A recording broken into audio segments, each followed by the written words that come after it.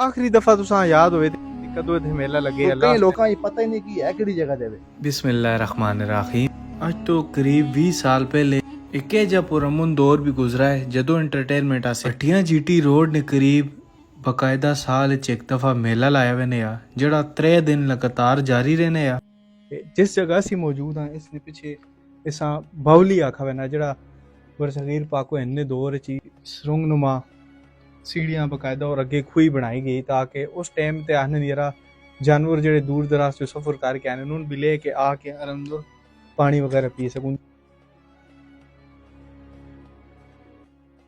लेकिन उन्होंने सोच तो अंदाजा हो सकना है कि किस कदर ज़हीन लोग आए हो, यानी पानी तक रसाई सीढ़ियां के जरिए मुमकिन आई।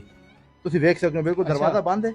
लेकिन अंदर माशाल्लाह से देखने पे बहुत सोहना व्यू है जी। बंदे ने दिल करना है कि बंदा अंदर बैठा रहे और हल्की हल्की ठंडी हवा भी जा बाहर भी आनी और ठंडक भी महसूस होनी जी अंदरों हवा भी आनी है सेम एयर कंडीशन हवा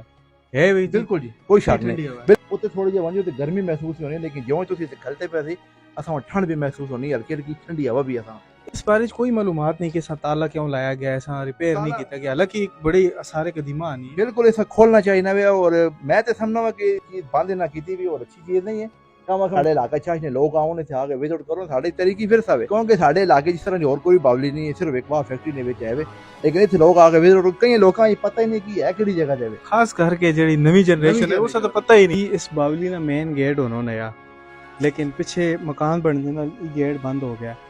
ही मेन इंटरेस्ट है इथों इंसान और उन्होंने नाल जेडे उस टाइम ते सवारी जानवर होने है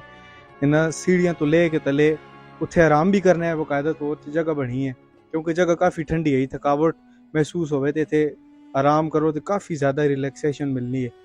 और उस तो बाद जेड़ा पानी वगैरह नहीं जेड़ी उन्होंने लागत होनी इधरों ही इस्तेमाल करना है किसी टाइम में कुआं भी आबाद है जेड़ी मेरा कैमरामैन तो दसी परले पासे बने है ये बावली सीधा उस कुएं तक चली भी नहीं होनी है। हज़रत सखी शाह भी साहब रहमतुल्लाह अलैह हज़रत फकीर साईं रोड़ी सरकार आखिरी दफा तुसां याद होए ते कदों इत्थे मेला लगे लास्ट टाइम सन 2004 विच। अच्छा 2004 तो बाद ही खत्म हो गया। नीज इसा दोबारा रिपेयर ना करने की वजह तो इसा हमेशा से बंद कर दिया गया है और आम पब्लिक से ताले ला दिते गए। साडे कोल ये बड़ा तारीखी मकाम है अगर किसी ने याद ही नहीं विच इत्थे कोई मेली नहीं तस्वीर या कोई वीडियो है तो साडे नाल कमेंट शेयर भी करियो। इस वीडियो भी लाजमी शेयर कर दियो लाइक भी कर दियो ताकि असां सपोर्ट मिल सके और असी जी खोज तो सांसे करने रहां।